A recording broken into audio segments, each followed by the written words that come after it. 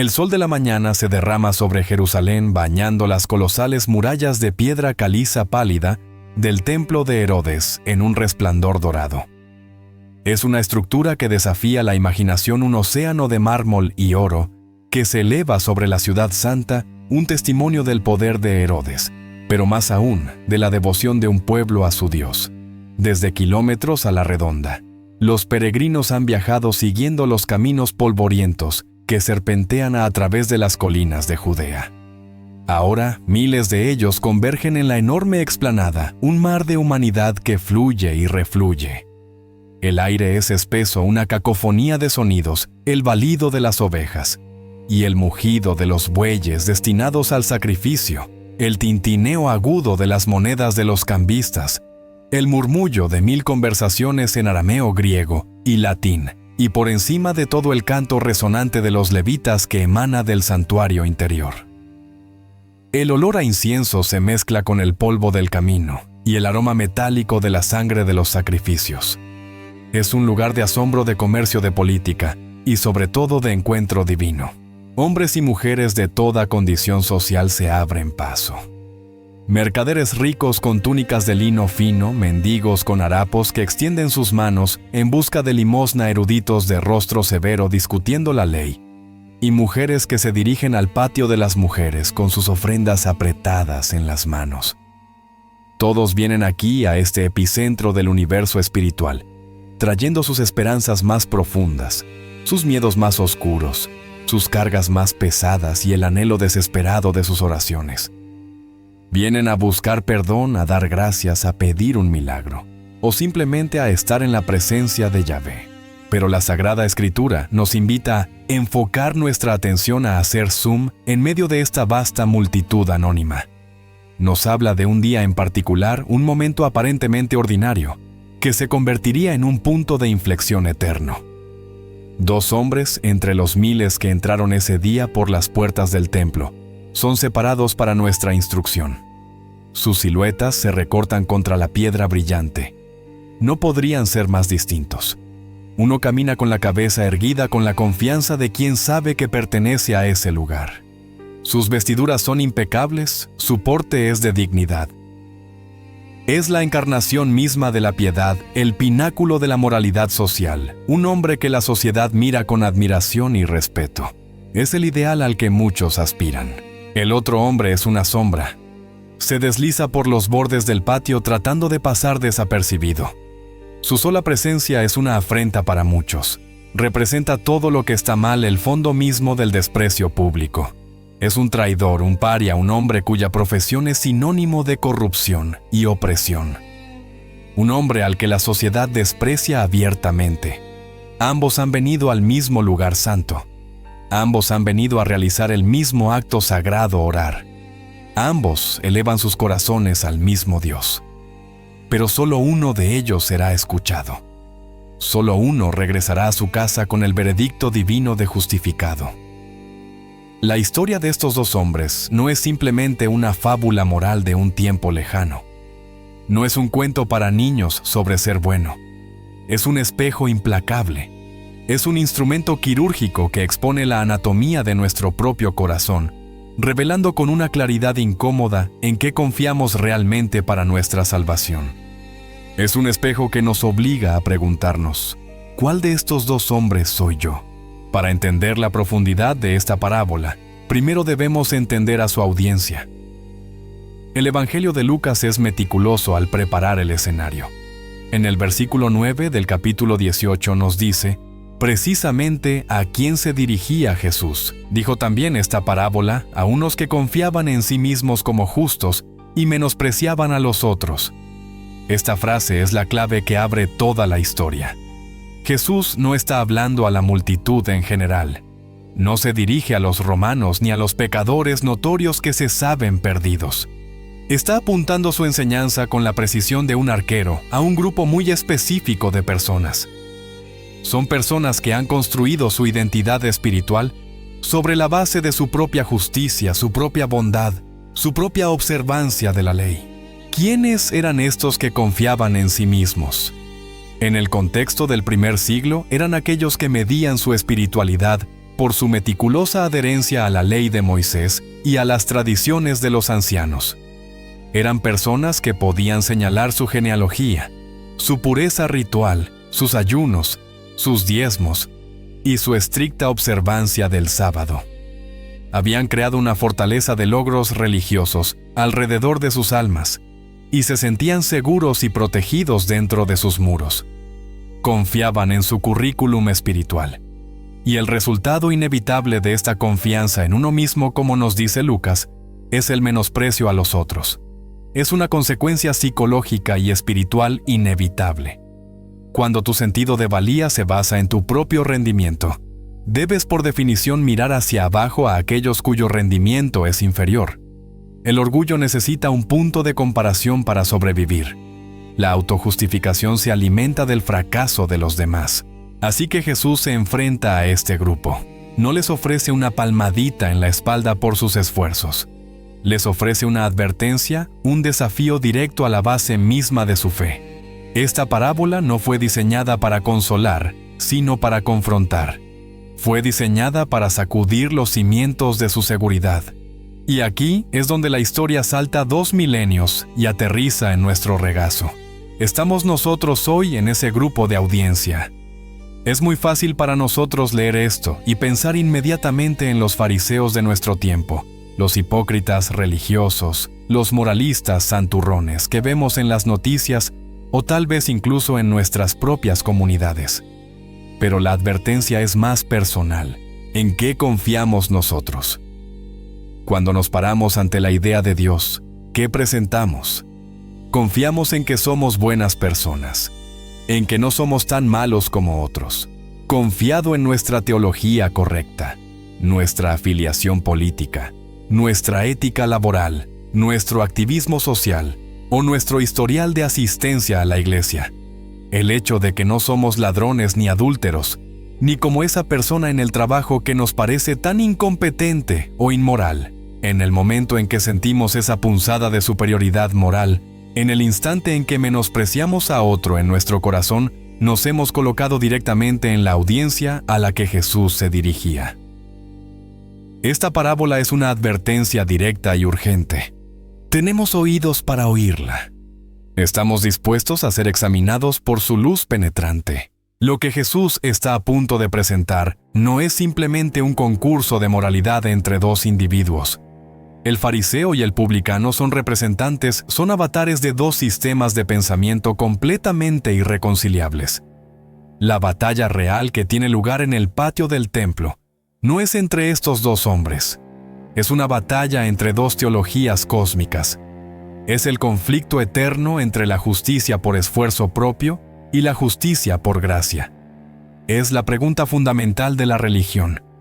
¿Cómo puede un ser humano imperfecto ser aceptado por un Dios perfectamente santo? Y hay dos respuestas en exhibición. La primera respuesta es la teología de la autojustificación. Es la religión del logro humano. Es el sistema que se basa en el rendimiento, el mérito y el esfuerzo personal. Su himno es: «Mira lo que he hecho». Su evangelio es el de la obediencia meticulosa a la disciplina y la superación moral. En este sistema te ganas el favor de Dios. Acumulas puntos a través de tus buenas obras, tus rituales, tus oraciones y tus ayunos. La salvación es un salario que se te debe por un trabajo bien hecho. La confianza se deposita en el yo. Yo ayuno, yo diezmo. Yo no soy como los demás. Es la escalera que el hombre intenta construir para llegar al cielo peldaño a peldaño, con sus propias manos. La segunda respuesta es la teología de la gracia. Es la religión de la desesperación divina. Es el sistema que se basa en la necesidad absoluta y la provisión inmerecida. Su himno es un gemido. Ten misericordia de mí. Su evangelio es el del fracaso reconocido y el rescate externo. En este sistema, el favor de Dios es un regalo, no un salario. No se puede ganar, solo se puede recibir. La salvación no es un trofeo para los fuertes, sino un salvavidas para los que se ahogan. La confianza se deposita enteramente en Dios. Dios sé propicio a mí. Es la mano vacía extendida sin nada que ofrecer, reconociendo que la escalera no se puede construir y que solo Dios puede bajar a rescatarnos. Este es el conflicto central. Lo que he hecho contra lo que tú debes hacer. Mérito contra misericordia. Orgullo contra quebrantamiento. Este viaje que comenzamos juntos analizará palabra por palabra, gesto por gesto, el drama que se desarrolla. Exploraremos por qué el veredicto final que Jesús pronuncia es tan absolutamente demoledor y revolucionario. Descubriremos por qué invirtió por completo las expectativas sociales y religiosas de su tiempo, y por qué en nuestro mundo moderno obsesionado con la autosuperación, el rendimiento y la construcción de nuestra propia marca personal, el mensaje de esta parábola sigue siendo la noticia más radical ofensiva, y en última instancia la única verdaderamente liberadora que el alma humana jamás podrá escuchar. Acto 1. Estableciendo la escena. Dos mundos opuestos. Capítulo 1. Jerusalén, el centro del universo. Para entender el peso de las acciones que tienen lugar en el templo, primero debemos sumergirnos en la atmósfera cargada y volátil de Jerusalén en el primer siglo. Esta no era una ciudad ordinaria. Para el pueblo judío era literalmente el centro del universo, el ombligo del mundo, el lugar donde lo divino tocaba lo terrenal. Pero este centro sagrado estaba ocupado. La tensión política era una corriente subterránea constante, un zumbido de resentimiento que coloreaba cada interacción diaria. Sobre la esquina noroeste del monte del templo, se alzaba una estructura ominosa, la fortaleza Antonia. Era una imponente guarnición militar romana reconstruida y nombrada por Herodes el Grande en honor a su patrón Marco Antonio. Desde sus altas torres, las águilas de bronce de las legiones romanas, los estandartes odiados de la ocupación, miraban directamente hacia abajo hacia los patios sagrados del templo. Era un acto deliberado de intimidación, un recordatorio constante de quién estaba realmente al mando. Los soldados romanos patrullaban las murallas, sus sandalias golpeando rítmicamente la piedra, sus armaduras brillando bajo el sol de Judea. Su presencia era una profanación visible. Para un pueblo ferozmente orgulloso e independiente, un pueblo que creía ser elegido por el único Dios verdadero, esta ocupación era más que una carga política, era una humillación teológica. El aire estaba espeso de opresión. Cada impuesto pagado a Roma, cada edicto imperial leído en la plaza pública, era una herida abierta. Esta opresión alimentaba un fervor mesiánico desesperado. El pueblo anhelaba un libertador, un Mesías, un rey guerrero como David, que aplastara el yugo romano y restaurara la soberanía de Israel. Esta esperanza no era un sueño pasivo, era una olla a presión de fervor nacionalista y religioso, lista para explotar ante la más mínima provocación. Y en el corazón de esta ciudad ocupada, latiendo como un corazón desafiante, estaba el templo. No podemos exagerar su magnificencia. El templo de Herodes era una de las maravillas arquitectónicas del mundo antiguo. Era un proyecto de construcción masivo, una montaña de mármol blanco y oro, que cegaba a los espectadores cuando el sol lo golpeaba. El historiador Josefo, un testigo ocular, describe sus piedras colosales, algunas de más de 12 metros de largo, y el oro que cubría gran parte de su fachada. Para los judíos, esto era mucho más que un edificio impresionante. Era el símbolo de su identidad nacional, la encarnación de su orgullo. Y lo más importante, la morada terrenal de la Shekinah, la presencia gloriosa de Dios. La vida judía giraba en torno a este lugar. El templo no era un lugar al que se asistía casualmente una vez por semana.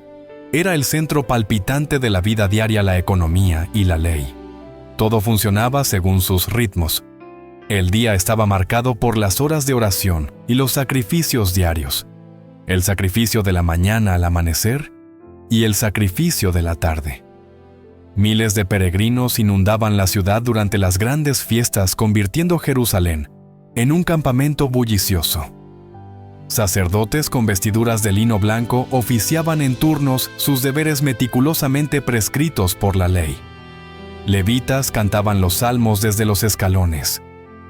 El humo de las ofrendas quemadas ascendía perpetuamente llevando las oraciones de la nación al cielo. Era un sistema complejo de rituales, sacrificios y purificaciones, diseñado para permitir que un pueblo pecador se acercara a un Dios santo. Es en este contexto de opresión política y fervor religioso donde debemos situar a nuestros dos hombres. En un mundo donde la identidad nacional estaba amenazada y la presencia de Dios se sentía tan tangiblemente cerca en un lugar físico, la cuestión de la aceptación divina lo era todo. Ser justo ante Dios, ser aceptado en su casa, no era una cuestión abstracta de teología de sillón, era la preocupación más urgente y existencial. Significaba que eras un verdadero miembro de Israel, parte del pueblo del pacto, y estabas en buena posición con el Rey del universo. Ser rechazado en el templo era en esencia ser borrado, ser considerado indigno tanto por Dios como por la nación. La aprobación obtenida dentro de esos muros sagrados era la moneda más valiosa del mundo. Y era precisamente esta aprobación la que ambos hombres, el fariseo y el publicano, habían venido a buscar. Capítulo 2. Retrato del fariseo. Parte 1. Los guardianes de la ley. Uno de esos dos hombres que suben al templo es un fariseo. Para la mente moderna esta palabra es casi un insulto. Evoca imágenes de hipocresía, de santurronería, de una piedad vacía y legalista. Vemos al villano de los evangelios, el adversario de Jesús con túnicas impecables y un corazón lleno de juicio. Pero reducir a este grupo a una simple caricatura es cometer el mismo error que ellos cometieron, juzgar sin comprender. Si queremos sentir el impacto total de la parábola, debemos dar un paso atrás y entender quiénes eran realmente los fariseos. Sus orígenes no eran corruptos, sino nobles. El movimiento fariseo nació de un bautismo de fuego, en el crisol de la crisis de identidad más profunda de Israel. Debemos viajar al siglo II a.C., a la época de los macabeos. El imperio griego selúcida bajo el infame Antíoco IV Epífanes había lanzado una campaña brutal para erradicar la fe judía. Esto no era una simple asimilación cultural, era un genocidio espiritual. Antíoco profanó el templo sagrado de Jerusalén erigiendo un altar a Zeus y sacrificando cerdos en el lugar santísimo. Prohibió la circuncisión, la observancia del sábado y la lectura de la Torá bajo pena de muerte. El helenismo, la cultura griega con su adoración del cuerpo humano en el gimnasio, su filosofía politeísta y su moralidad laxa amenazaba con disolver la identidad de Israel. En medio de esta crisis existencial, mientras muchos en la aristocracia judía se apresuraban a adoptar las costumbres griegas para ganar favor, surgió un grupo de fieles. Eran patriotas religiosos hombres y mujeres dispuestos a morir antes que abandonar la ley de sus padres. Apoyaron la revuelta macabea luchando no solo por la independencia política, sino por la pureza teológica. De este movimiento de resistencia y avivamiento, surgió el grupo que llegaría a ser conocido como los fariseos. Su nombre mismo, derivado probablemente de la palabra hebrea parush, significa los separados. Eran los separatistas. Su objetivo era la santidad, separarse de la influencia corruptora del paganismo griego que los rodeaba y separarse del compromiso religioso de sus propios compatriotas asimilados. Eran en su concepción los guardianes de la llama, los conservacionistas del alma de Israel. A diferencia de sus principales rivales teológicos, los saduceos, los fariseos no eran en su mayoría la élite sacerdotal ni la aristocracia adinerada. Los saduceos controlaban el templo y sus riquezas. Eran los conservadores políticos, los globalistas de su época, felices de colaborar con Roma, mientras se mantuviera su poder y estatus. Teológicamente eran literales. Creían que solo la Torá, escrita los primeros 5 libros de Moisés, era autoridad divina. Por lo tanto, negaban doctrinas cruciales que no encontraban explícitamente allí. Negaban la resurrección de los muertos, la existencia de ángeles o espíritus, y la idea de un juicio futuro con recompensa y castigo. Para ellos, la vida terminaba en la tumba, y la religión era en gran medida un sistema de rituales en el templo para mantener el orden nacional. Los fariseos, en cambio, eran en gran parte un movimiento laico. Eran los eruditos de la clase media, los artesanos, los pequeños comerciantes. Eran los teólogos del pueblo, y sus creencias resonaban profundamente con el corazón de la gente común. Creían apasionadamente en la soberanía de Dios, pero también en la responsabilidad moral del hombre. Como se registra en el libro de los Hechos, creían firmemente en la resurrección del cuerpo, en un juicio venidero, y en la realidad del mundo espiritual, incluyendo ángeles y demonios. Fundamentalmente, creían que Dios había dado no solo la ley escrita, la Torá, sino también una ley oral, transmitida a través de las generaciones desde Moisés, que explicaba cómo aplicar la Torá a la vida diaria. Por estas razones, eran inmensamente populares. La gente común no miraba a los saduceos ricos en el templo en busca de guía espiritual. Miraban a los fariseos en sus sinagogas locales, que tomaban la fe en serio en la vida cotidiana. Pero fue precisamente esta devoción a la aplicación de la ley lo que condujo a su trágico defecto. En su celo por proteger la santidad de Israel y la autoridad de la Torá, desarrollaron lo que ellos mismos llamaron una cerca alrededor de la ley. La lógica era la siguiente: si la ley dice no trabajarás en el sábado, ¿cómo nos aseguramos de que nadie se acerque siquiera a violar ese mandamiento? La respuesta creando cientos de reglas subsidiarias detalladas que definan con precisión qué constituye trabajo, cuánta distancia puedes caminar, qué tipo de nudo puedes atar, qué puedes cargar.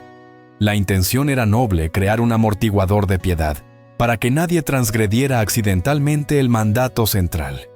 Querían hacer la santidad práctica para cada minuto de la vida. Sin embargo, con el tiempo, este noble esfuerzo por separarse para Dios comenzó a transformarse sutilmente. El enfoque comenzó a desplazarse de la intención del corazón a la mecánica de la observancia. La cerca diseñada para proteger el jardín de la ley comenzó a recibir más atención que el jardín mismo. La piedad se convirtió en una métrica. La justicia se convirtió en un sistema de puntos de logros religiosos. Este sistema meticuloso de piedad detallada, nacido de un deseo de fidelidad, sentó las bases para una nueva forma de orgullo. Creó la posibilidad de que un hombre pudiera un día pararse en el templo de Dios, no para pedir misericordia, sino para presentar su currículum impecable. Capítulo 3. Retrato del fariseo. Parte 2. La carga de la justicia propia. La tragedia del fariseísmo no fue su falta de sinceridad, sino el destino de su sinceridad. Su celo por la santidad se convirtió en su propia trampa, y la cerca que construyeron alrededor de la ley se convirtió en una prisión. El corazón de esta prisión era la ley oral. Para el fariseo, esta tradición oral supuestamente transmitida desde Moisés tenía una autoridad casi igual a la Torá escrita. Era el manual de aplicación divina y se expandió exponencialmente. Los rabinos debatían minucias con una seriedad mortal. Tomemos el sábado. La ley escrita simplemente dice: recuerda el día de reposo para santificarlo. Ninguna obra harás. Era un mandato hermoso, un regalo de descanso y comunión con Dios. Pero la ley oral preguntó: ¿qué es obra? El resultado fue un catálogo asombroso de 39 categorías principales de trabajo prohibido, cada una con innumerables subcategorías. Se convirtió en una telaraña legal. No podías encender un fuego, así que no podías cocinar. No podías escribir más de 2 letras. No podías llevar una carga. ¿Pero qué era una carga? ¿Un pañuelo? ¿Un higo seco? Se debatía si un hombre con una pierna de madera podía caminar con ella en sábado. Se consideraba llevar una carga. ¿Podías escupir en la tierra? No, porque podrías estar arando inadvertidamente al hacer un pequeño surco. Podías ayudar a una oveja que había caído en un pozo. Un tema de acalorado debate. La intención original era proteger el sábado, pero el resultado fue un día de ansiedad paralizante, donde cada movimiento se medía contra un código legal invisible. La alegría del descanso se ahogó en un mar de regulaciones. Esto creó un sistema de 2 niveles. Estaban los mandamientos centrales de Dios: amar a Dios, amar al prójimo, no matar, no robar. Y luego estaban las miles de reglas farisaicas diseñadas para protegerlos. Y aquí es donde ocurrió la trágica inversión. La obediencia a las reglas humanas se convirtió en la medida visible de la piedad. Era más fácil medir cuántos pasos habías caminado en sábado que medir cuánto amabas a tu prójimo. El formalismo, la observancia externa de las reglas, comenzó a reemplazar la transformación interna del corazón. Este es el punto exacto donde Jesús entró en conflicto directo y devastador con ellos. Jesús no criticó a los fariseos por tomar la ley en serio. Los criticó por tomar las cosas equivocadas en serio. Sus reprimendas más mordaces registradas en el capítulo 23 de Mateo son una disección de este sistema fallido. Él los acusa de hipocresía, no porque fueran falsos. Muchos eran sinceramente devotos de su sistema, sino porque su sistema mismo era una fachada que ocultaba una realidad espiritual podrida. Les dijo: «Ay de vosotros, escribas y fariseos hipócritas, porque diezmáis la menta, el eneldo y el comino, y habéis omitido lo más importante de la ley, la justicia, la misericordia y la fe». Ellos eran meticulosos en diezmar, incluso las especias más pequeñas de su jardín. Una obra extra que iba más allá de los requisitos de la Torá sobre el grano y el vino. Pero descuidaban los pilares del carácter de Dios. Jesús usó una metáfora gráfica e inolvidable. Guías ciegos que coláis el mosquito, pero tragáis el camello. Se esforzaban por filtrar un insecto diminuto, el animal impuro más pequeño de su bebida, un acto de piedad meticulosa. Pero sus corazones tragaban enteros la corrupción masiva, el orgullo y la injusticia simbolizados por el camello, un animal impuro grande. Los acusó de atar cargas pesadas y difíciles de llevar sobre los hombros de la gente común, este sistema imposible de reglas, pero ellos ni con un dedo quieren moverlas. Crearon una religión de expertos donde solo los eruditos y los obsesivos podían tener éxito, dejando a la gente común sintiéndose perpetuamente culpable y fracasada. El fariseo de nuestra parábola no es un novato, no es un hipócrita cínico que finge piedad. Es mucho más peligroso que eso, es un verdadero creyente. Él es la estrella de este sistema. Él es el producto terminado, el graduado summa cum laude de la escuela del legalismo. Él representa el pináculo de este esfuerzo humano por alcanzar la justicia. Es un hombre que sinceramente cree que lo ha logrado. Ha guardado no solo los mandamientos principales, sino también la cerca. Ha cumplido con la Torá escrita y la ley oral. Al entrar en el templo no siente necesidad, no siente culpa, siente satisfacción. Camina hacia la presencia de Dios, no como un suplicante, sino como un igual listo para presentar su impecable informe de rendimiento. Es el ejemplo perfecto de un hombre que confía en sí mismo como justo. Capítulo 4. Retrato del publicano, el maldito. El segundo hombre que entra en el templo es un publicano, un recaudador de impuestos. Si la palabra fariseo evoca en nosotros un juicio negativo, la palabra publicano habría evocado en un judío del primer siglo una repulsión visceral e instantánea. No había una profesión más despreciada, ni una persona considerada más allá de toda redención. Representaban el nadir absoluto de la sociedad judía, un símbolo viviente de traición, avaricia y contaminación. Eran la escoria, los intocables, el fondo del pozo moral y espiritual.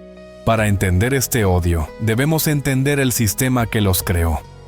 Roma era una maquinaria burocrática insaciable, y su imperio funcionaba con el combustible de los impuestos recaudados de sus provincias conquistadas. Pero Roma no quería ensuciarse las manos con la tediosa tarea de recaudar monedas de millones de campesinos. En su lugar, implementaron un sistema brutalmente eficiente conocido como agricultura de impuestos publicani. El imperio dividía sus territorios en distritos fiscales y subastaba el contrato de recaudación de impuestos al mejor postor.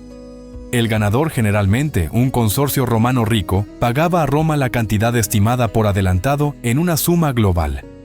A partir de ese momento, cualquier cosa que pudieran recaudar por encima de esa cantidad era su ganancia pura.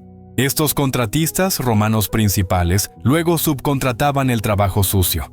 Contrataban a publicanos locales, hombres nativos de la provincia, para que realizaran la recaudación real. Y aquí es donde entraba en juego el publicano judío. Era un judío que trabajaba para Roma en contra de su propio pueblo. Compraba el derecho de recaudar impuestos en un área determinada, ya fuera en una puerta de la ciudad, un puerto o un distrito comercial. La cantidad que debía a sus superiores romanos era fija, pero la cantidad que él podía cobrar a sus compatriotas no lo era. El sistema estaba diseñado para la extorsión. No había supervisión ni límite legal efectivo a lo que podían exigir. Su sustento dependía de cuánto podían exprimir a sus propios vecinos. Eran ladrones legalizados respaldados por el poder militar de las legiones romanas. Si un comerciante se negaba a pagar el impuesto exorbitante sobre sus mercancías, el publicano simplemente llamaba al centurión más cercano para confiscar sus bienes o arrojarlo a prisión. El odio hacia ellos era triple. Primero eran traidores políticos. Colaboraban directamente con el odiado ocupante romano. Cada moneda que recaudaban fortalecía las cadenas de la opresión de Israel. Se beneficiaban de la subyugación de su propia nación. Eran vistos como quintacolumnistas traidores de la peor calaña que vendían a su pueblo por plata. Segundo, eran símbolos de avaricia y corrupción. Eran famosos por su crueldad y su insaciable codicia. Se enriquecían visiblemente a costa de la pobreza de los demás, succionando la sangre económica de la comunidad. Eran la encarnación de la injusticia, el rostro local de un sistema global de explotación. Tercero, y quizás lo más importante para el contexto del templo, eran considerados impuros religiosamente. Su trabajo los ponía en contacto constante y necesario con los gentiles soldados romanos comerciantes, extranjeros viajeros. Este contacto regular los convertía en ritualmente inmundos a los ojos de la piedad judía. Además, su reputación de deshonestidad era tan arraigada que eran oficialmente proscritos por la sociedad religiosa. Un recaudador de impuestos no podía servir como juez. Su testimonio era inadmisible en un tribunal de justicia. Se les consideraba mentirosos constitucionales. Eran excomulgados de la sinagoga local, el centro de la vida comunitaria. Su dinero manchado por la traición y la extorsión a menudo era rechazado como ofrenda. Este es el hombre que sigue al fariseo al templo. Él no tiene currículum, no tiene logros, no tiene reputación que proteger. Lo ha perdido todo su honor, su comunidad, su posición religiosa. Él es, en el sentido más literal de la palabra, un pecador, amártolos, un término técnico, usado no solo para alguien que cometía actos pecaminosos, sino para alguien cuya profesión misma estaba fuera de los límites del pacto de Israel. La historia de Zaqueo en Lucas 19 es el ejemplo perfecto de un jefe de publicanos que era rico precisamente porque había defraudado a la gente. El hombre de nuestra parábola es la personificación de la culpa, un hombre sin absolutamente nada que ofrecer a Dios, sin nada en qué apoyarse excepto la conciencia aplastante de quién era. Sabe que la sociedad lo ha condenado, sabe que la religión lo ha condenado y asume que Dios también lo ha hecho. Su presencia en el templo es en sí misma un acto de audacia desesperada. Acto segundo. El corazón de la parábola. Una cirugía a 2 oraciones. Capítulo 5. La audiencia de la parábola. Antes de que Jesús pronuncie la primera palabra de la parábola, el evangelista Lucas nos proporciona una nota editorial crucial, una clave de diagnóstico. En Lucas 18, versículo 9, leemos: Dijo también esta parábola a unos que confiaban en sí mismos como justos y menospreciaban a los otros. Este versículo es la lente a través de la cual debe verse todo lo que sigue. Jesús no está contando una historia al azar. Está realizando una cirugía espiritual precisa en un grupo específico de personas que sufren de una enfermedad del alma doble y entrelazada. El primer síntoma es la autojustificación, la confianza en la propia justicia. Es la psicología del yo, estoy bien. Esta es una condición espiritual insidiosa porque se disfraza de virtud. No se trata de una arrogancia ruidosa y desagradable, sino de una confianza tranquila y profundamente arraigada en el propio currículum moral y religioso. Es la fe depositada en el yo. Es la persona que mira su vida, su asistencia a la iglesia, sus donaciones caritativas, su ética laboral, su estricta moralidad personal, su teología correcta, y concluye: estoy cumpliendo, estoy haciendo mi parte. Dios debe estar complacido conmigo. Es la confianza en el historial de rendimiento en el expediente de logros espirituales. Es la creencia de que, si bien es posible que no sean perfectos, ciertamente están por encima del promedio y han acumulado suficiente crédito moral para estar seguros ante Dios. Esta confianza no se basa en la misericordia de Dios, sino en el mérito propio. El segundo síntoma que Lucas nos dice que es la consecuencia inevitable del primero es el menosprecio a los demás. El desdén por los otros es el fruto natural que crece del árbol de la autojustificación. Es una ley espiritual. Tan pronto como confías en tu propia bondad, debes por necesidad mirar con desdén a aquellos que percibes como menos buenos. La justicia propia no puede sobrevivir en el vacío. Requiere comparación. Se alimenta de encontrar a alguien peor que uno mismo. El orgullo necesita un telón de fondo de fracaso ajeno para resaltar su propio éxito. Este menosprecio puede ser abierto y verbal, como veremos en el fariseo, o puede ser un juicio silencioso y condescendiente en el corazón. Es la mirada de desaprobación al compañero de trabajo que toma malas decisiones. Es el susurro sobre la persona en la iglesia que ha caído en pecado. Es el sentimiento de superioridad moral sobre aquellos con diferentes puntos de vista políticos o estilos de vida. En el momento en que nuestro pensamiento se convierte en «gracias a Dios», que no soy como ellos, hemos caído de lleno en esta categoría. La autojustificación y el desprecio son dos caras de la misma moneda. La primera es la raíz interna confianza en uno mismo. La segunda es el fruto externo juicio sobre los demás. Este es el grupo al que Jesús se dirige. Es vital entender esto. Jesús no está contando esta historia para entretener a una multitud neutral o para consolar a los justos. Está sosteniendo un espejo frente a los rostros de personas que estaban absolutamente ciegas a su propia condición. Estaba apuntando con el dedo no a los pecadores notorios de la sociedad. Ellos ya sabían que estaban perdidos, sino a la élite religiosa, a las buenas personas, a los pilares morales de la comunidad.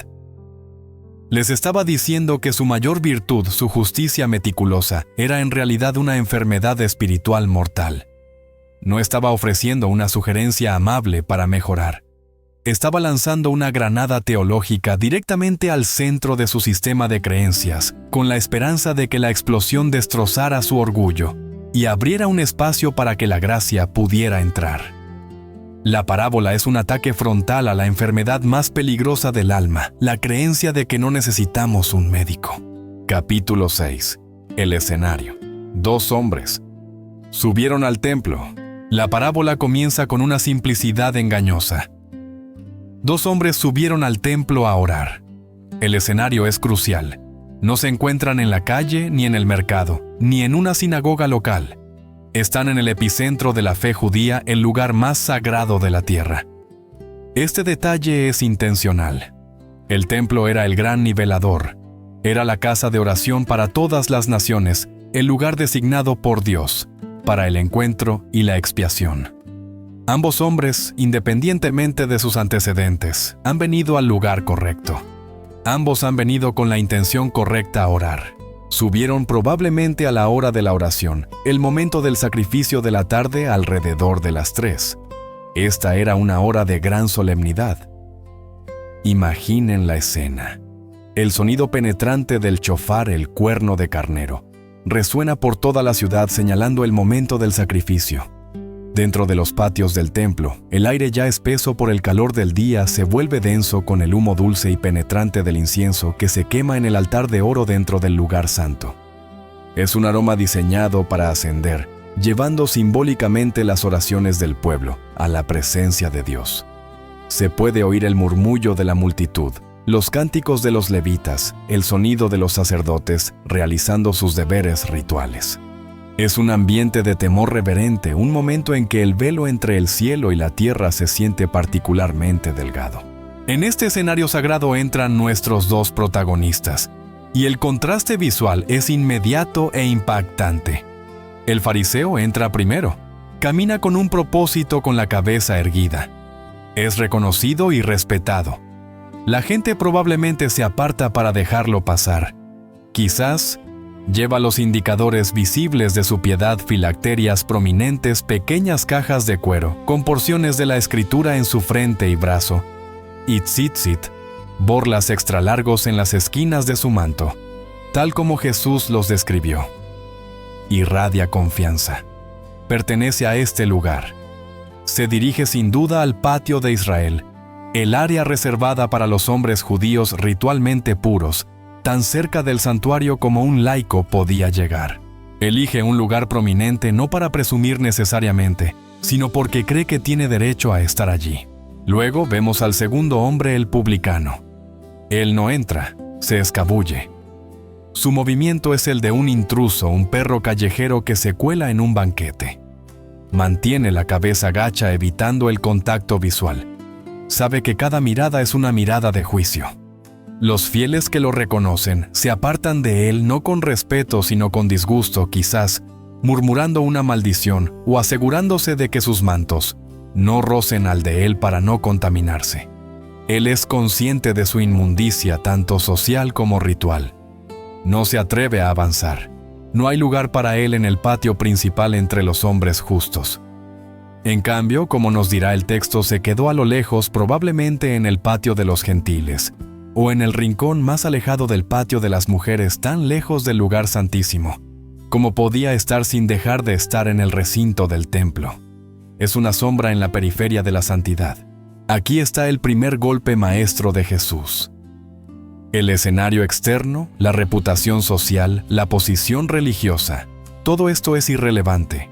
La piedad visible del fariseo y la desgracia visible del publicano se anulan mutuamente en la puerta del templo. El templo es el dominio de Dios, y ante él, las jerarquías humanas se disuelven. La opinión de la multitud no importa. Los elogios de los hombres no tienen valor. La condena de la sociedad es inútil. Ambos hombres, el venerado y el despreciado, están ahora exactamente en la misma posición. Están de pie ante el juez soberano del universo. El terreno es llano al pie del altar. Lo único que importa ahora no es quiénes son a los ojos del mundo, sino quiénes son en la verdad desnuda de sus corazones ante los ojos de un Dios santo. Capítulo 7. La oración del fariseo. Parte 1. Puesto en pie. Ahora la cámara se acerca al primer orador. La narración de Jesús se vuelve íntima, permitiéndonos no solo escuchar las palabras del fariseo, sino también observar su postura. Lucas 18:11 nos dice: el fariseo puesto en pie, oraba consigo mismo de esta manera. Cada elemento de esta descripción es deliberado y devastador. Primero, su postura puesto en pie. Esto en sí mismo no era inusual. Estar de pie era una postura común para la oración judía. Sin embargo, en el contexto de su oración posterior, esta postura adquiere un matiz de orgullo. Él está erguido seguro, plantado firmemente en su propia justicia. No hay reverencia, ni inclinación, ni sentido de asombro ante la presencia de la santidad. Es la postura de un hombre que ha venido a informar, no a suplicar. Pero la frase más reveladora es la siguiente: oraba consigo mismo. Algunas traducciones dicen oraba para sí, pero la construcción griega prosgeauton sugiere fuertemente esta idea reflexiva. Es un detalle psicológico brillante. Aunque sus palabras se dirigen nominalmente a Dios, el verdadero público, el verdadero receptor de su oración es Él mismo. Su oración es un eco en la cámara de su propia justicia. No es una comunión con el Creador, es una autoconvalidación. Él está allí para recordarse a sí mismo y, de paso, a Dios lo bueno que es. Su acción de ponerse en pie también puede tener el sentido de apartarse o ponerse por separado. Encaja perfectamente con el nombre fariseo, el separado.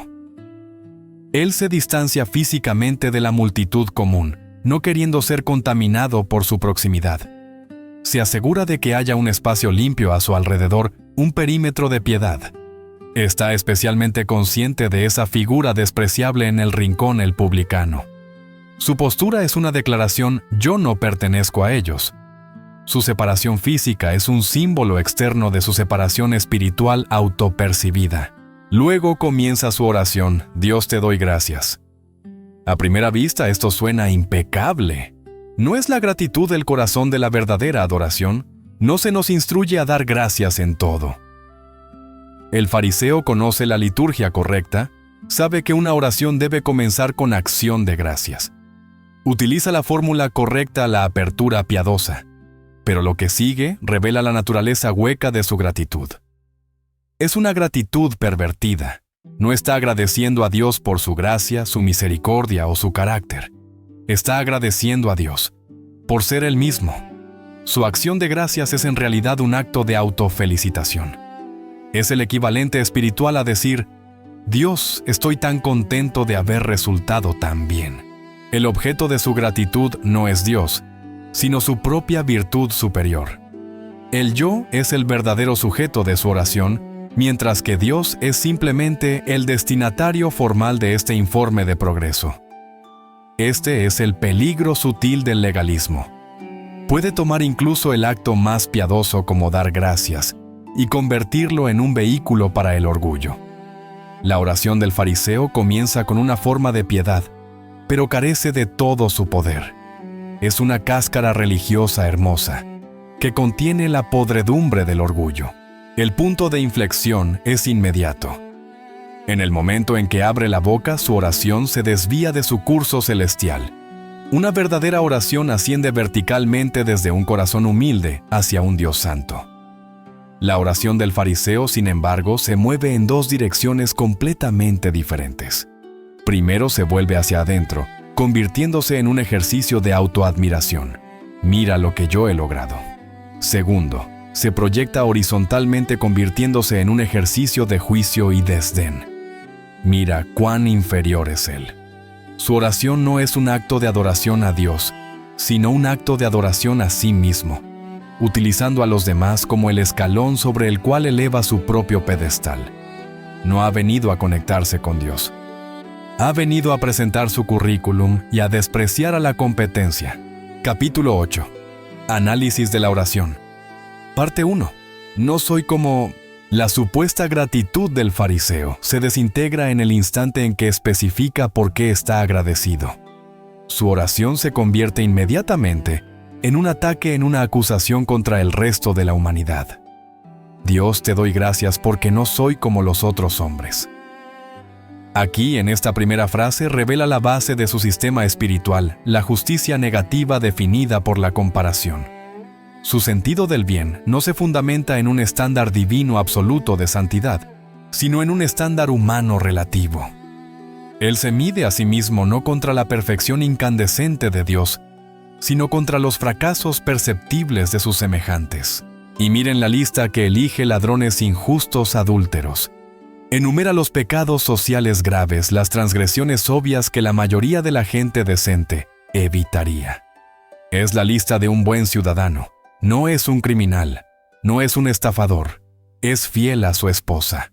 En resumen, su justicia es externa. Es la rectitud de la sala de un tribunal humano, no la del trono de Dios. Él define su santidad por lo que no hace. Es una piedad vacía, una santidad por omisión. Es mucho más fácil evitar el adulterio o el robo que cultivar activamente la humildad, la compasión o un corazón quebrantado. El fariseo ha elegido el listón más bajo, la moralidad civil, y lo trata como si fuera el pináculo de la santidad. Su identidad espiritual depende de que otros sean visiblemente peores. Necesita que los ladrones existan para poder sentirse justo. Esta es la psicología central del legalismo. No puede sostenerse por sí misma. Siempre debe encontrar a alguien a quien menospreciar. Es una balanza espiritual: para que mi lado suba, el tuyo debe bajar. El fariseo no encuentra alegría en Dios. Encuentra alegría en no ser como los demás. Su gozo no es la comunión, es la comparación. Y en este acto rompe los dos mandamientos más grandes en los que supuestamente basa su vida. Al despreciar a su prójimo, fracasa en el segundo mandamiento: amarás a tu prójimo como a ti mismo. Y al estar lleno de orgullo en lugar de adoración a Dios, fracasa en el primero. Amarás al Señor tu Dios con todo tu corazón. Su propia oración es el testimonio de su fracaso total, pero está tan cegado por su autojustificación que no puede verlo. Pero él no se detiene en una condena general de los otros hombres. Su orgullo necesita un objetivo más específico, más inmediato. Sus ojos recorren el patio y se fijan en la figura encorvada en el rincón. Y entonces, pronuncia el golpe más cruel de su oración, ni aun como este publicano. Esto es escalofriante. Él no solo condena a los pecadores en abstracto, localiza a un pecador específico presente y visiblemente quebrantado, y lo utiliza como el escalón final para su pedestal. Es un acto de desprecio profundo y personal. El fariseo mira al publicano, pero no ve a un alma que sufre a un hermano perdido o a un hombre al borde de la desesperación. Ve una herramienta. Ve un contrapunto útil para su propia justicia. Está en efecto acusando al publicano ante Dios. Está informando a Dios sobre el fracaso de otra persona para resaltar su propio éxito. Dios, por si no lo habías notado, yo estoy aquí impecable. Y ese tipo, el traidor, el ladrón, también se atreve a estar en tu casa. Qué bueno que yo no soy como él. Es la antítesis de la intercesión. En lugar de orar por el hombre quebrantado, ora en contra de él. Utiliza la presencia del publicano no como un llamado a la misericordia, sino como una oportunidad para el juicio. Es un acto de una frialdad espiritual asombrosa, todo envuelto en el lenguaje de la acción de gracias. Finalmente, ¿qué es lo más notable de esta oración? Lo que está completamente ausente. El fariseo no pide nada. No hay una petición de perdón. No hay una súplica de misericordia. No hay una solicitud de fortaleza para enfrentar la tentación, ni de sabiduría para entender la voluntad de Dios, ni de compasión por los perdidos. No pide absolutamente nada. ¿Y por qué? Porque una persona que está completamente satisfecha consigo misma no tiene necesidades. Su currículum está completo. Su cuenta espiritual está en verde. Está espiritualmente autosuficiente. Ha venido al templo el lugar de la expiación y el sacrificio sin sentir la más mínima necesidad de expiación. Ha venido a la presencia del Dios Santo creyendo que Él mismo ya es suficientemente bueno. Este es el estado espiritual más peligroso y trágico en el que un ser humano puede estar de pie ante el océano infinito de la gracia de Dios y no sentir sed. Su oración no es una súplica, es una declaración de dividendos. Capítulo 9. La oración del fariseo, parte 2. Yo hago, después de definir su piedad por la vía negativa, distinguiéndose de los pecadores que desprecia el fariseo, pasa a la ofensiva.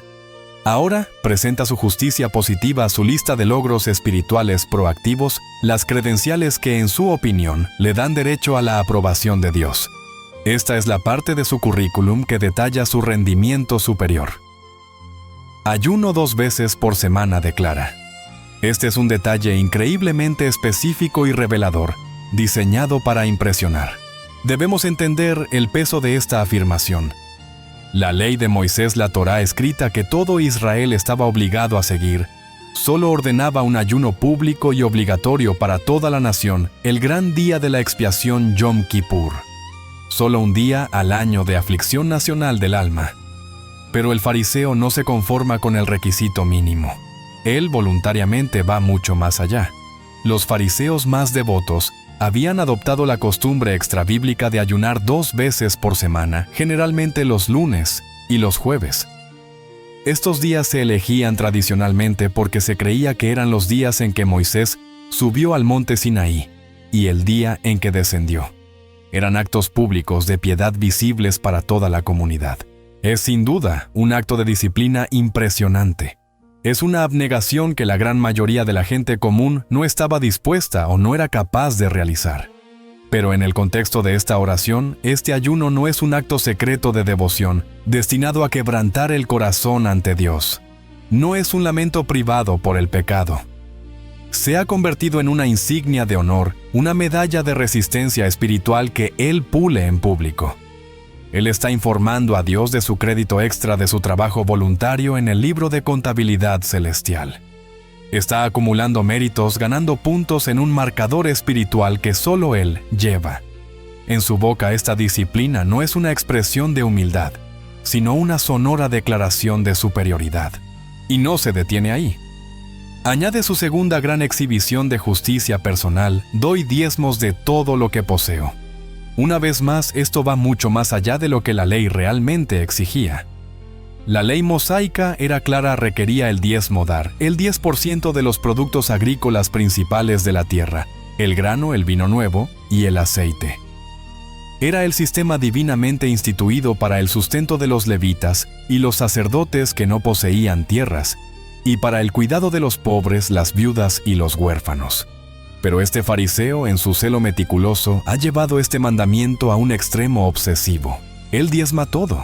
La palabra griega que usa katomai significa todo lo que adquiero o todo lo que entra. Esto implica que él calcula el 10% de cada cosa que pasa por sus manos. Jesús mismo aludió a esta práctica exacta en su crítica mordaz en Mateo 23:23, donde condenó a los fariseos por diezmar meticulosamente la menta, el eneldo y el comino, las hierbas más pequeñas e insignificantes de su jardín, mientras descuidaban los asuntos verdaderamente importantes de la ley, como la justicia, la misericordia y la fe. Este hombre de la parábola es ese fariseo. Probablemente calcula el diezmo de las verduras que compra en el mercado, por si acaso el agricultor no lo hizo de cada pequeña ganancia comercial. Es una contabilidad espiritual impecable. No se le puede acusar de robarle a Dios ni un céntimo. Y con eso su oración termina. Ha presentado su caso. ¿Qué ha hecho? Ha presentado un informe de auditoría perfecto certificado por él mismo. Ha enumerado sus ausencias de pecado, no es un criminal, y sus excedentes de piedad, ayuno extra, diezmo extra. Desde un punto de vista técnico y humano, es un ciudadano modelo y un creyente ejemplar. Es irreprochable. Ha hecho mucho más de lo que la ley de Dios pedía. Si la salvación es un salario que se gana a él, no solo ha ganado su paga, sino que merece una bonificación sustancial. Aquí yace el núcleo de su tragedia. El problema no es que ayune o diezme. Esas son en sí mismas cosas buenas. El problema es lo que cree que esas acciones logran. Él confía plenamente en esta lista. Esta lista es su justicia. Esta lista es su Salvador. Ha construido su propia escalera al cielo con los peldaños de sus logros y cree que ha llegado con éxito a la cima. Por eso no pide misericordia. Por eso no pide perdón. Porque en su opinión meticulosamente documentada, no lo necesita. Acto segundo. El corazón de la parábola. Una cirugía a 2 oraciones. Capítulo 10. El publicano, parte 1. El lenguaje corporal del quebrantamiento. La cámara de la parábola gira bruscamente. Se aleja del fariseo erguido satisfecho de sí mismo que ahora espera en silencio su merecida aprobación. La mirada de Jesús nos guía lejos del centro del patio de Israel, hacia las sombras de la periferia, al rincón más alejado del patio donde se permite la entrada a los impuros. Allí apenas visible está el segundo hombre, el publicano. Y antes de que pronuncie una sola palabra, su cuerpo mismo grita su oración. Su postura es una confesión teológica completa descrita por Jesús en 3 movimientos devastadores. El primer gesto es su ubicación estando lejos. Esta no es una elección casual de dónde pararse, es una declaración de su indignidad. Él conoce las reglas del templo. Sabe que el fariseo, como un judío observante y ritualmente puro, tiene derecho a estar en el patio de Israel, cerca de la acción, cerca del santuario. Pero él, el publicano, es la definición andante de inmundicia. Es un pecador profesional, un traidor, un hombre excomulgado de la sinagoga. Él no tiene derecho a mezclarse con los fieles. Su presencia es una profanación. Así que se detiene en el borde exterior, quizás en el patio de los gentiles, el único lugar donde un traidor como él podría sentir que no está insultando directamente a la santidad de Dios. Esta distancia física es un mapa de su alma. Es el abismo que siente entre su pecado y la santidad de Dios. él no tiene derecho a acercarse. No se atreve a reclamar ninguna promesa del pacto. Él acepta su estatus de paria. Su posición geográfica es una declaración silenciosa pero poderosa. No soy digno de estar aquí. No pertenezco a este lugar. Luego Lucas nos da el segundo gesto: no quería ni alzar los ojos al cielo. El contraste con el fariseo no podría ser más agudo. Mientras que el fariseo levantó su rostro al cielo con confianza, casi como un socio reportando a otro, el publicano fija sus ojos en el polvo del suelo del templo. Este no es un acto de falsa modestia. Es la manifestación física de una vergüenza aplastante, y más aún de un temor santo. En la cultura antigua, mirar al cielo era un gesto de confianza y comunión con la deidad.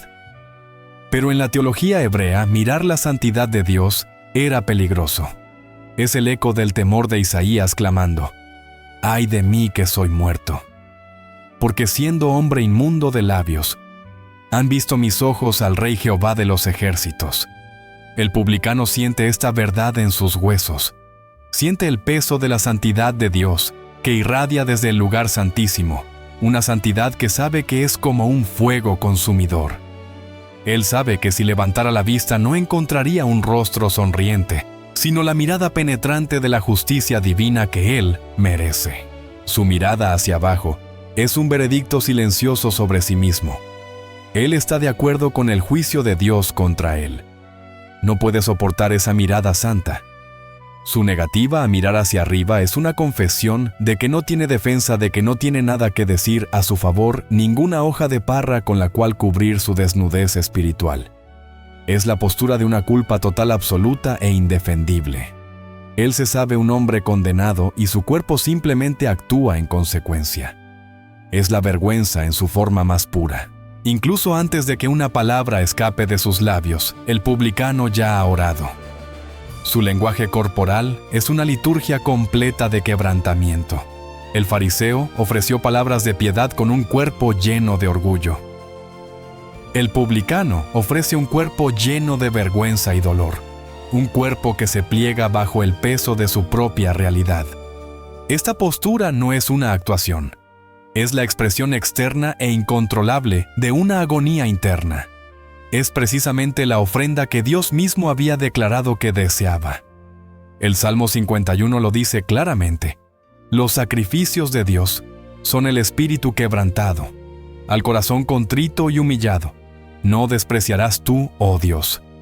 El fariseo trajo sus logros externos. El publicano trajo sus ruinas internas. Y en la economía del cielo, solo una de esas ofrendas tiene verdadero valor. Esta postura de desesperación total es el preludio esencial de la gracia que está a punto de recibir. Capítulo 11. El publicano, parte 2. La acción del arrepentimiento. Junto con su postura y su mirada, Jesús nos da un tercer detalle físico, el más violento y desgarrador de todos, sino que se golpeaba el pecho, Lucas 18:13. Este no es un gesto de piedad superficial, no es un golpe ligero y teatral para mostrar remordimiento. El verbo griego usado aquí, tipto, implica un golpe fuerte, rítmico, repetido. Es un acto de lamentación, un gesto de dolor profundo y desesperado, reservado para los momentos de la peor tragedia. En la cultura judía, la gente se golpeaba el pecho en señal de duelo abrumador, como al enterarse de la muerte de un ser querido o al presenciar una catástrofe. ¿Qué nos dice esto? El publicano está de luto. ¿Pero por quién? Está de luto por sí mismo. Está tratando su propia condición espiritual, su pecado, como una calamidad, como una muerte. Es un acto de autorrecriminación, una expresión física de la sentencia que ha dictado contra sí mismo. Mientras el fariseo levantaba su lista de logros, el publicano levanta su puño contra su propio corazón. Es un gesto que dice: la fuente del problema está aquí. Este corazón mío es traicionero, corrupto, y está más allá de mi capacidad de repararlo. Es una admisión visceral de culpa. Él no está culpando a sus circunstancias, a los romanos, a su educación o al sistema que lo corrompió. Se está golpeando a sí mismo. Es la aceptación de la responsabilidad personal en su forma más cruda y dolorosa. Este acto físico es la manifestación externa de la única ofrenda que Dios nunca rechaza. El templo era un lugar de sacrificios. Miles de ovejas, bueyes y palomas eran sacrificados cada día en el gran altar de bronce. El fariseo, en cierto sentido, ofreció sus propios sacrificios de ayuno y diezmo, esperando que fueran suficientes.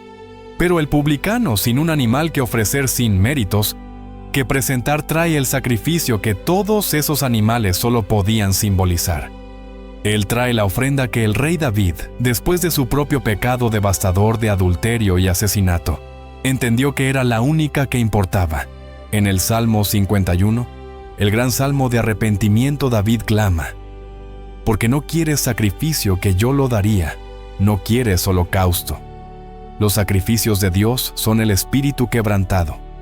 Al corazón contrito y humillado no despreciarás tú, oh Dios. Salmo 51, 16, 17. Esto es exactamente lo que el publicano está presentando. No trae un animal, trae su propia alma destrozada. No trae un acto de piedad, trae su espíritu quebrantado. Su corazón golpeado por su propio puño es el corazón contrito y humillado que Dios ha prometido no despreciar.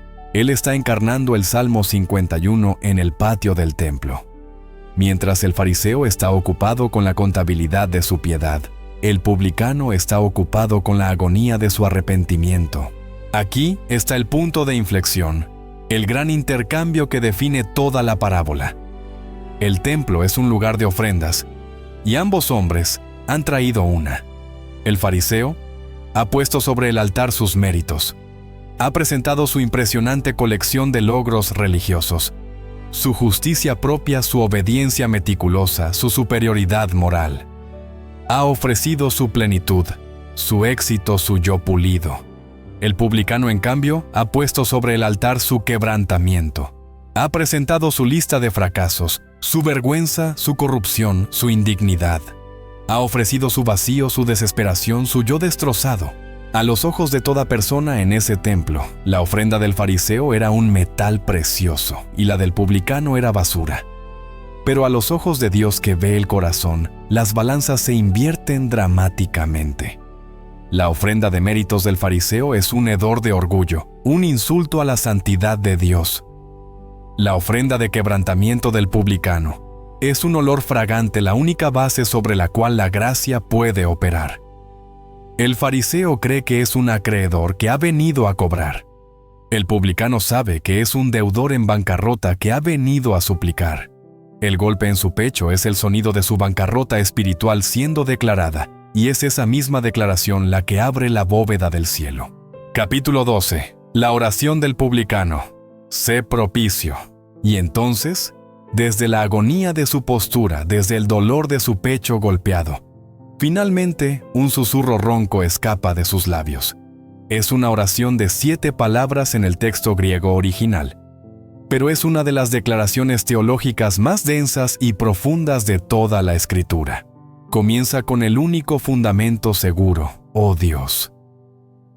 A diferencia del fariseo, cuya oración estaba dirigida a sí mismo y rebotaba horizontalmente para juzgar a los demás, la oración del publicano es un misil vertical.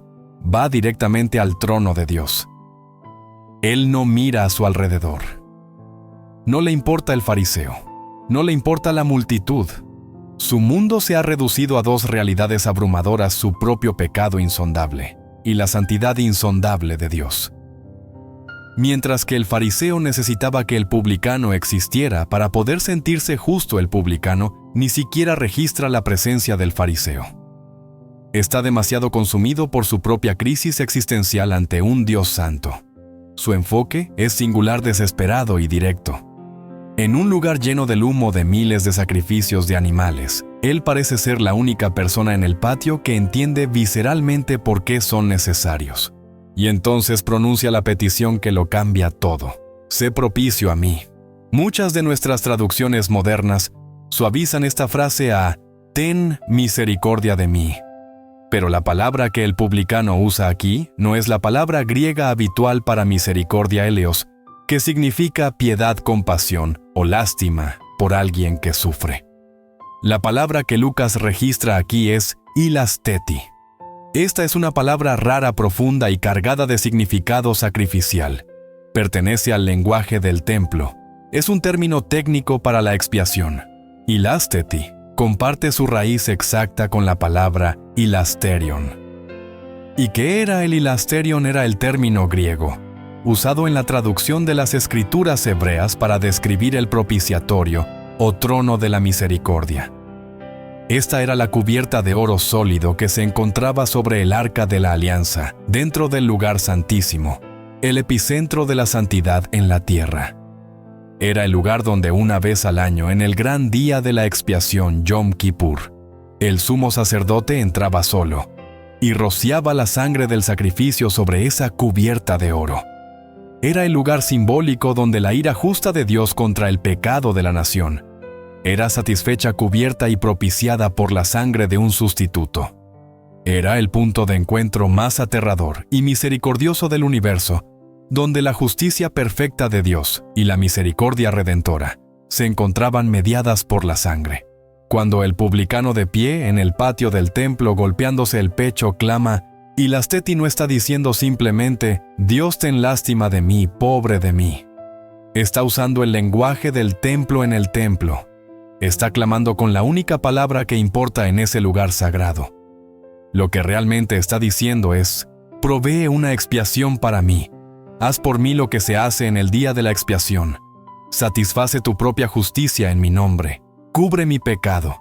Que tu ira justa sea apartada de mí por un sacrificio. Él no está pidiendo piedad, está suplicando propiciación. Él sabe que no merece piedad. Sabe que merece un juicio total. No le pide a Dios que ignore la justicia o que rebaje su estándar santo. Le pide a Dios que satisfaga ese estándar santo en su nombre, porque sabe que Él mismo nunca podrá hacerlo. Es la admisión de que su deuda es tan colosal que es impagable. Necesita desesperadamente que alguien más pague. El fariseo en su orgullo se paró ante el templo y no vio ninguna necesidad real del altar del sacrificio o de la sangre. El publicano en su quebrantamiento se paró ante el templo y entendió que la sangre derramada en ese altar era su única esperanza en el mundo. Es la teología de la gracia sustitutiva resumida en una sola palabra desesperada. Capítulo 13. La confesión. Dita Sam, el pecador. La oración del publicano concluye con la autoinculpación más devastadora. A mí el pecador. Esta no es una confesión casual o un gesto de humildad superficial. Es la gramática de la ruina total y es el punto teológico culminante de su súplica. Es crucial notar lo que no dice. No dice, «Oh Dios, sé propicio a mí porque he pecado». Eso sería una admisión de actos. No dice, «Oh Dios, sé propicio a mí un pecador», como si fuera simplemente un miembro más de una categoría general. El texto griego original es mucho más personal y enfático. Utiliza el artículo definido, tohamartolo. Él literalmente se llama a sí mismo el pecador. ¿Qué significa esto? Es una declaración de identidad, no solo de acción. Él no está simplemente admitiendo una serie de transgresiones. Está admitiendo que pecador no es solo algo que hace, sino algo que es. Es su estado de ser fundamental. Es como si estuviera diciendo Dios, si buscas la definición misma de pecador en este templo, hoy, si buscas el ejemplo paradigmático del fracaso humano y la traición del pacto, no busques más. Ese soy yo. Yo soy el hombre. En ese momento, ante la santidad abrasadora de Dios, su propio pecado es tan abrumador, tan personal y tan masivo, que eclipsa los pecados de todos los demás. No está en posición de juzgar a nadie más. Apenas puede soportar el peso de su propia alma. Es un acto de acuerdo total. Durante años la sociedad lo ha señalado y llamado pecador.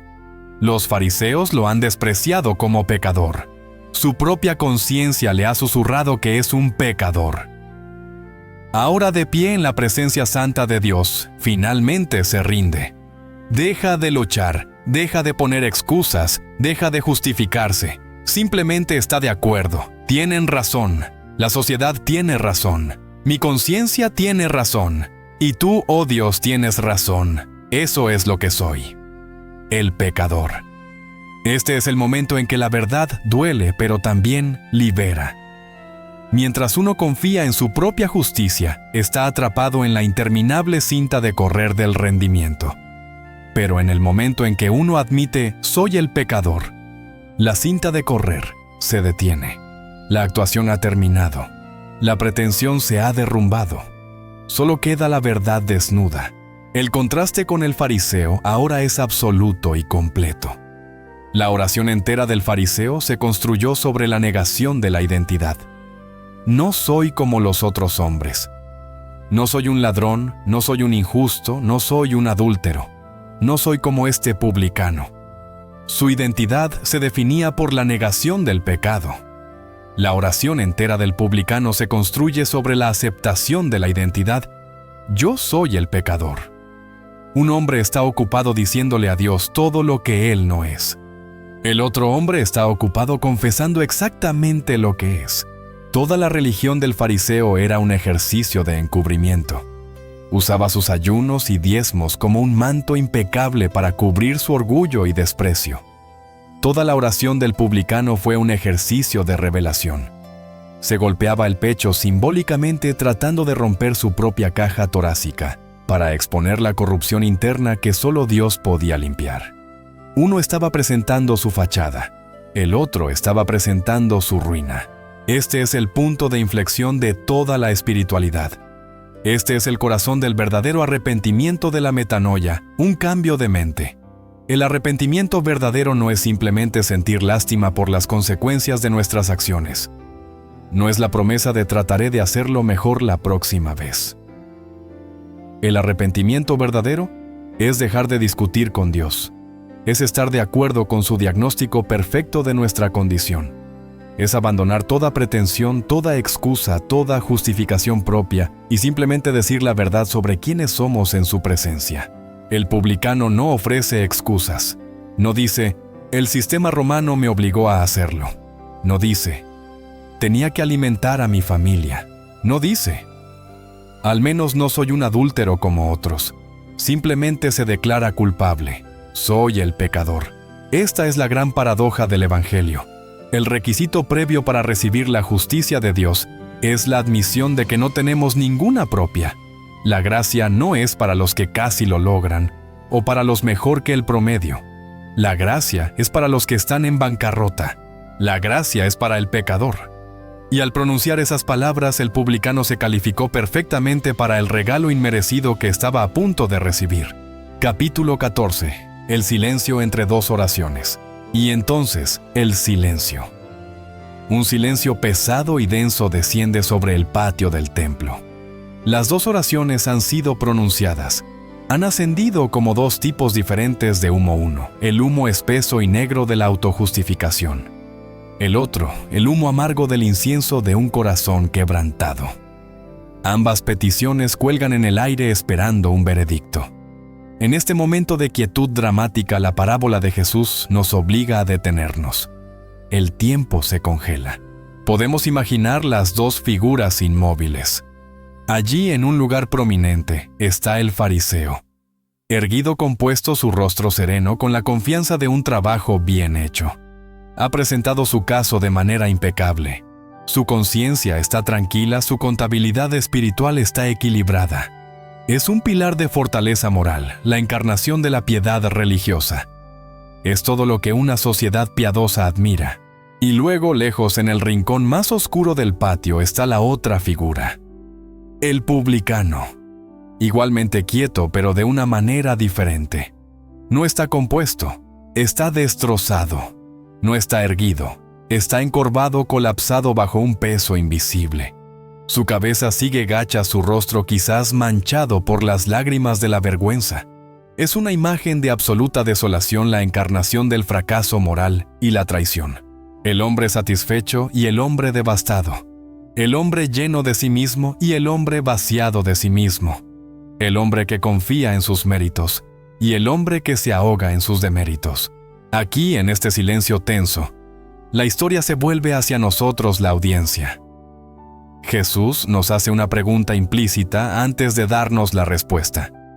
Si usted fuera Dios sentado en el trono invisible sobre el arca de la alianza, ¿a quién respondería?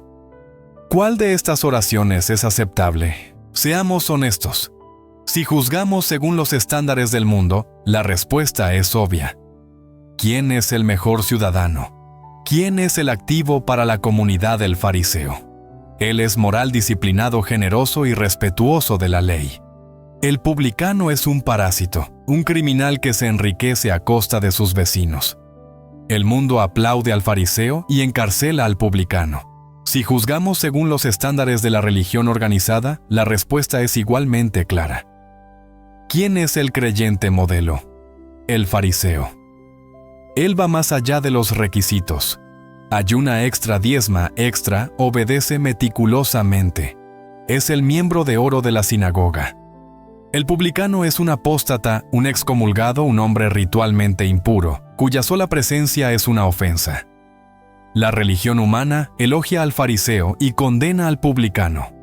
Según toda lógica humana, social y religiosa, el fariseo merece la bendición y el publicano merece el juicio. Pero el templo no es una institución humana. Es la morada de Yahvé, y en la corte del cielo las reglas de evidencia son completamente diferentes. En la corte del cielo rige un principio establecido hace mucho tiempo cuando el profeta Samuel buscaba un rey para Israel. Al ver al impresionante hermano mayor de David, Eliab, Samuel estaba seguro de haber encontrado al elegido. Pero Dios lo detuvo pronunciando las palabras que desmantelan toda evaluación humana, porque Jehová no mira lo que mira el hombre. Pues el hombre mira lo que está delante de sus ojos, pero Jehová mira el corazón. 1 Samuel 16:7. El hombre mira el currículum impecable. Dios ve un corazón hinchado de orgullo. El hombre ve los ayunos. Dios ve el desprecio. El hombre mira al traidor corrupto. Dios ve un espíritu quebrantado. El hombre ve los golpes en el pecho como un signo de culpa. Dios los ve como la única ofrenda verdadera.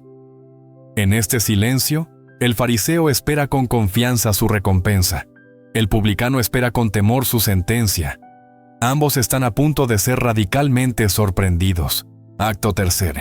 El veredicto y la gran inversión. Capítulo 15. El veredicto impactante. El silencio se rompe. La parábola ha terminado, pero la lección está a punto de comenzar. Jesús, el narrador, ahora se convierte en el juez. Se dirige a su audiencia, esos que confiaban en sí mismos como justos y menospreciaban a los otros, y se prepara para pronunciar la sentencia. Él no ofrece una opinión ni invita a un debate.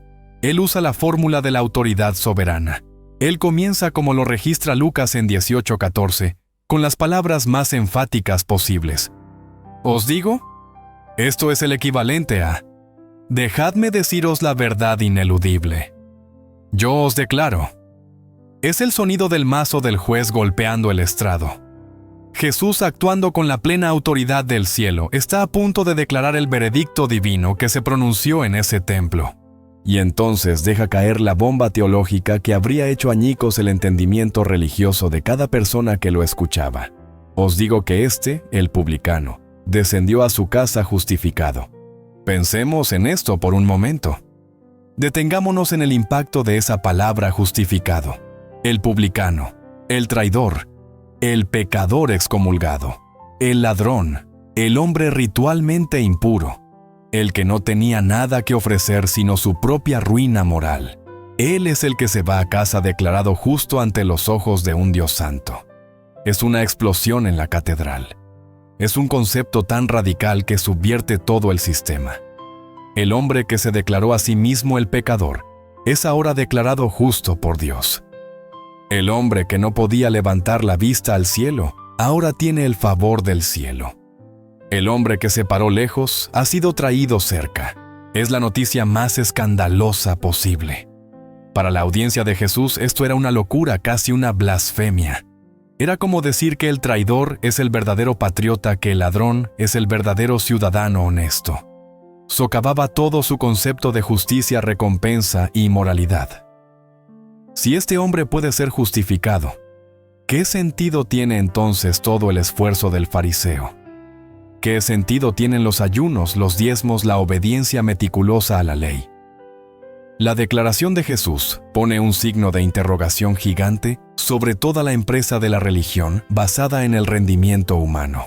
Y por si el golpe no fuera lo suficientemente devastador, Jesús añade la otra mitad del veredicto, antes que el otro, el fariseo. Esta traducción es suave. La implicación del griego es más fuerte, y el otro no. El fariseo. El pilar de la comunidad, el modelo de piedad. El hombre que ayunaba, diezmaba y obedecía. El hombre que era la envidia de todos los aspirantes espirituales. Él se fue a casa sin nada. Salió del templo exactamente como entró, lleno de sí mismo, pero vacío de la justicia de Dios. Su impresionante lista de logros, presentada con tanto orgullo, fue rechazada. Su oración rebotó en el techo de bronce de su propia arrogancia. En la corte del cielo su caso fue desestimado. Este es el momento de la gran inversión. Es el tema central de todo el ministerio de Jesús, concentrado en una sola frase. Los últimos serán primeros y los primeros serán últimos. Los hambrientos son saciados y los ricos son despedidos vacíos. Los que lloran son consolados y los que ríen son juzgados. El hombre que pensó que lo tenía todo lo perdió todo. El hombre que supo que no tenía nada, lo ganó todo. En un instante, en una sola declaración, Jesús demuele el sistema religioso completo basado en el esfuerzo personal. Declara que la escalera del logro humano, por muy alta que parezca, no llega al cielo. Y declara que la súplica desesperada desde el fondo del pozo es la única oración que Dios oye. Todo el edificio de la autojustificación, construido tan meticulosamente por generaciones de tradición, se derrumba en polvo con esta sola frase. Capítulo 16. Decodificando, ser justificado.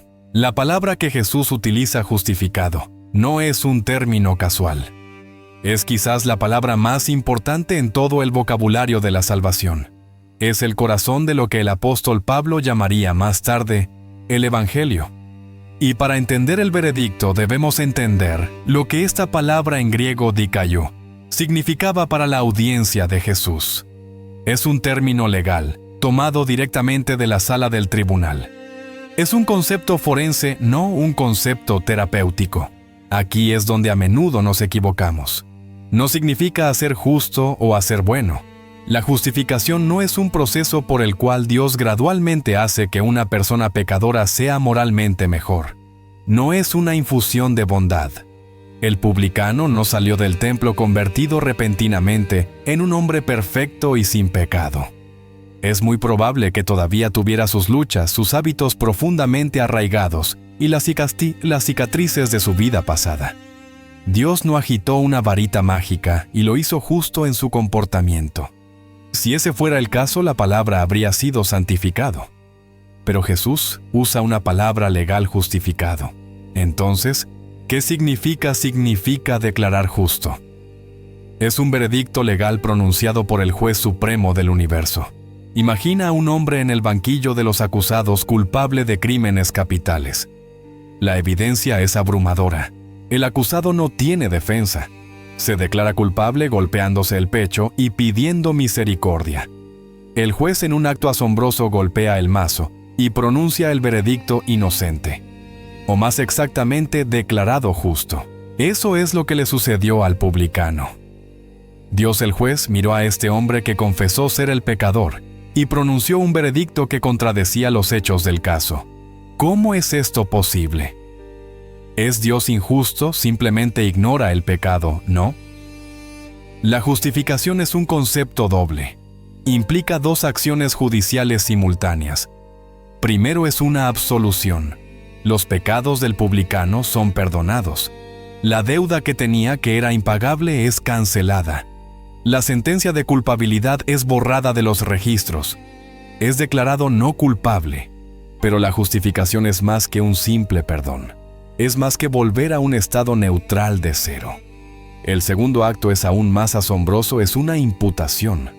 Dios no solo resta el pecado del publicano, también añade o acredita a la cuenta del publicano una justicia que no le pertenece. Es la justicia perfecta de otro. En la teología cristiana, esta es la justicia de Jesucristo mismo. El publicano pidió propiciación ilasteti, y en el plan de Dios, Jesús es el ilasterión, el sacrificio propiciatorio.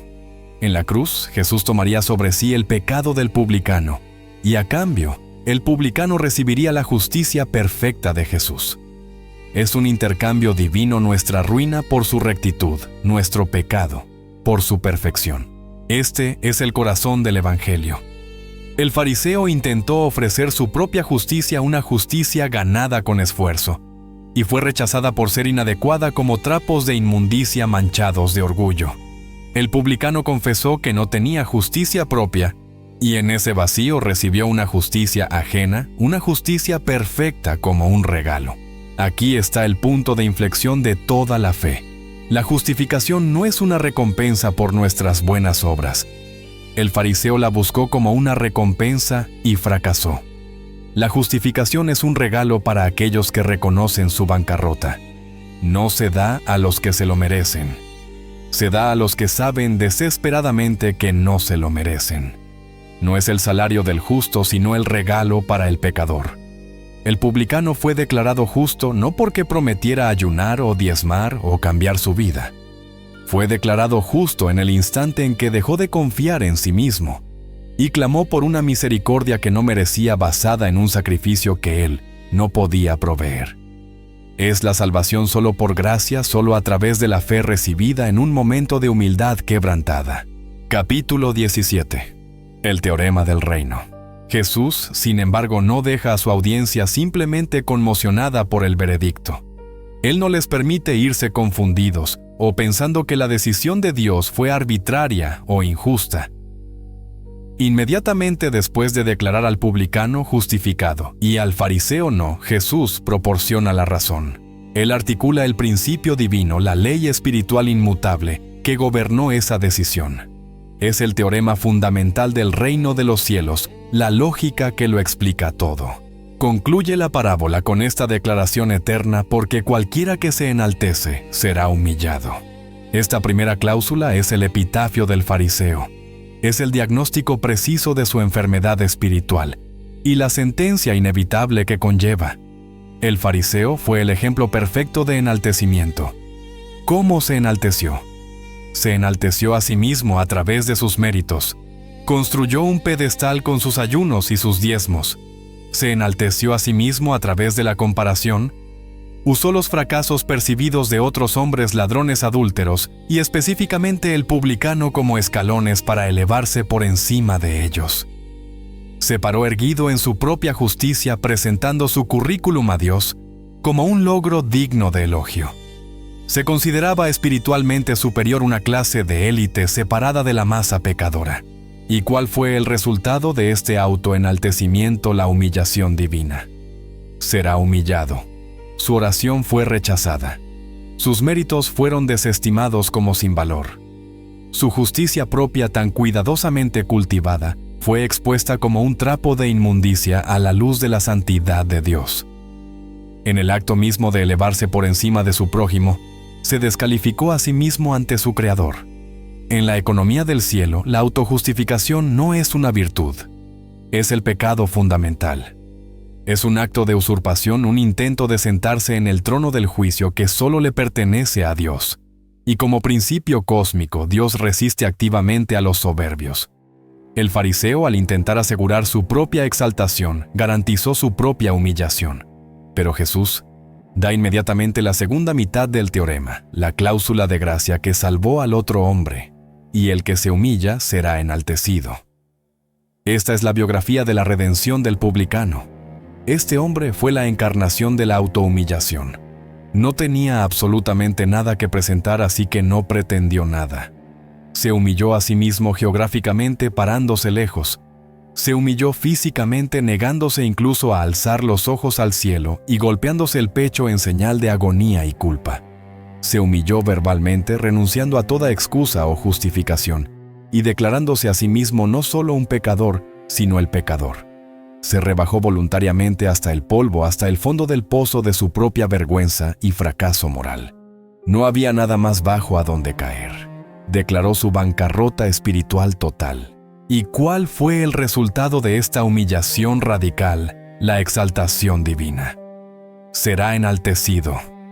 En el momento en que tocó fondo, la mano de la gracia soberana lo alcanzó. Fue justificado. Fue declarado justo. Fue levantado del pozo de su desesperación y colocado en una posición de justicia perfecta ante Dios. En el acto de vaciarse de sí mismo, fue llenado con la justicia de otro. En el momento en que aceptó su identidad como el pecador, Dios le otorgó una nueva identidad como justificado. Este es el gran teorema. Esta es la lógica fundamental, aunque completamente invertida, del reino de Dios. Es el sistema operativo del cielo y es diametralmente opuesto al sistema operativo de este mundo. El mundo nos dice: promociónate, construye tu marca, exagera tus fortalezas, oculta tus debilidades, confía en tus logros. El reino de Dios dice: confiesa tus debilidades, admite tu bancarrota, renuncia a toda confianza en tus logros. En el reino de los hombres, el camino hacia arriba es hacia arriba. En el reino de Dios, el único camino hacia arriba es primero hacia abajo. La grandeza comienza con el quebrantamiento. La exaltación comienza con la humildad. El fariseo se negó a bajar, y por lo tanto no pudo ser levantado. El publicano descendió a las profundidades de la verdad sobre sí mismo, y solo por eso Dios pudo levantarlo a las alturas de la gracia. Capítulo 18. El eco de la parábola. Pablo. La parábola de Jesús sobre el fariseo y el publicano no es simplemente una historia moral aislada. Es la piedra angular teológica sobre la cual se construiría todo el edificio del evangelio cristiano. Es la llave que abre la mente y el ministerio del teólogo más grande de la iglesia primitiva, el apóstol Pablo. Si queremos ver esta parábola vivida en carne y hueso, si queremos ver la gran inversión encarnada en una biografía humana, no debemos mirar más allá de Saulo de Tarso, antes de su encuentro transformador con Jesús. Saulo de Tarso era el fariseo de la parábola, pero elevado a la enésima potencia. No era un fariseo común. Era un fariseo de fariseos, la estrella de su generación. Era un prodigio, un hombre de pedigrí impecable, celo incomparable, y una obediencia a la ley que dejaba al fariseo de la parábola en la sombra. Si el fariseo del templo tenía un currículum impresionante, el de Saulo era divino.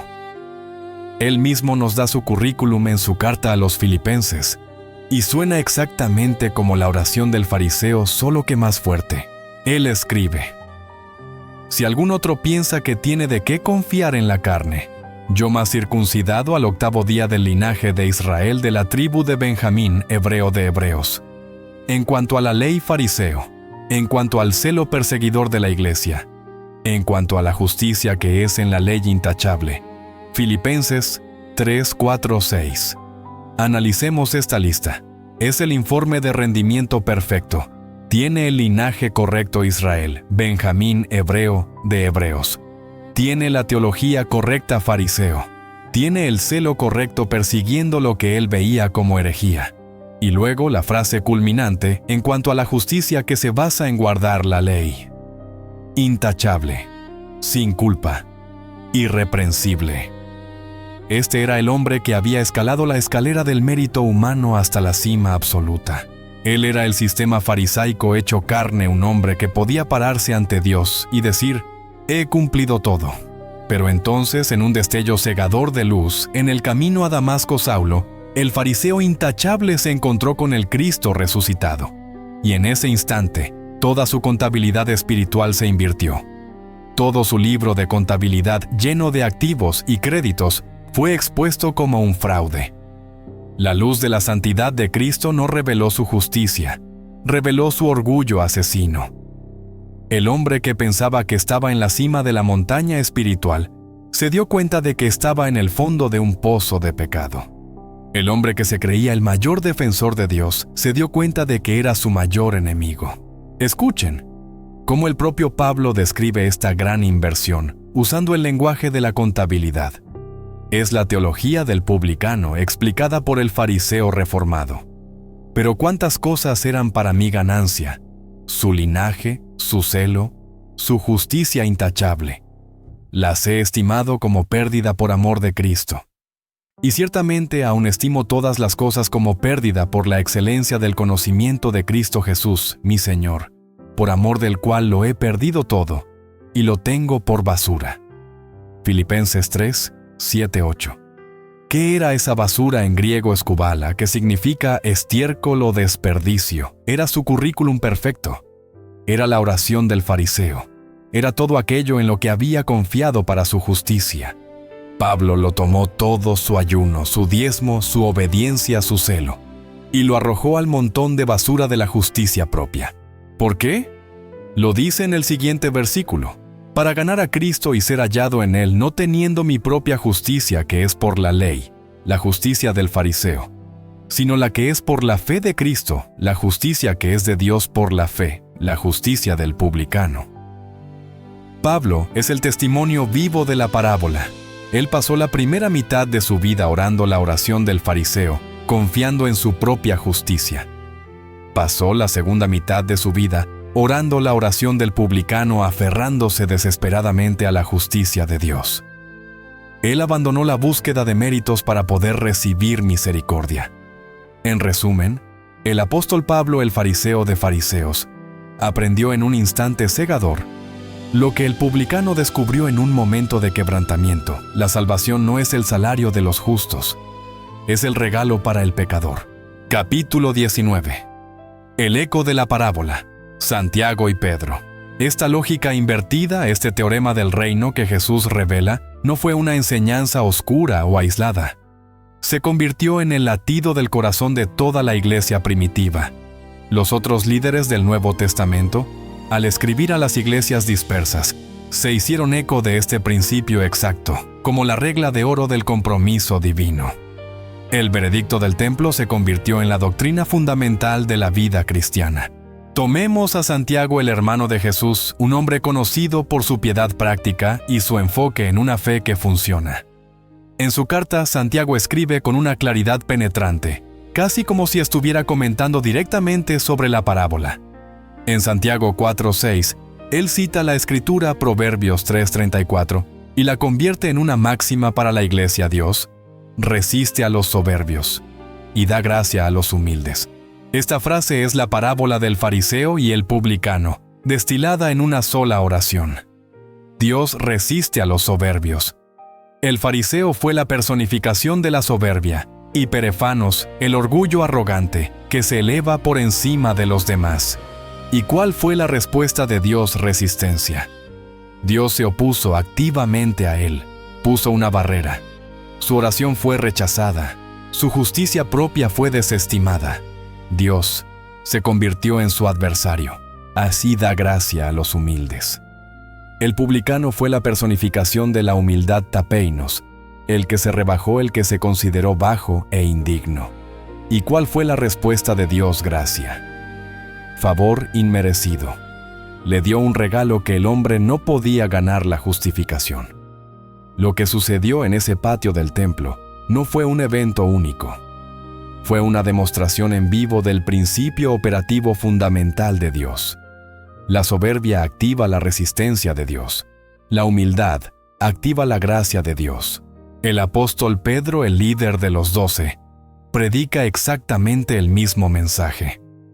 Es como si él y Santiago hubieran cantado del mismo himnario. En su primera carta, Pedro se dirige a una iglesia que sufre y les da instrucciones sobre cómo sobrevivir espiritualmente. Y en el corazón de su consejo encontramos el mismo teorema. En 1 Pedro 5:5-6, él escribe: Igualmente, jóvenes, estad sujetos a los ancianos, y todos vosotros revestíos de humildad los unos para con los otros, porque Dios resiste a los soberbios y da gracia a los humildes.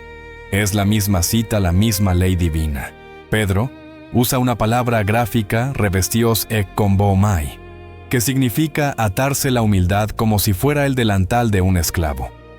Es una llamado a ponerse activamente el uniforme del siervo, a renunciar al estatus y al orgullo.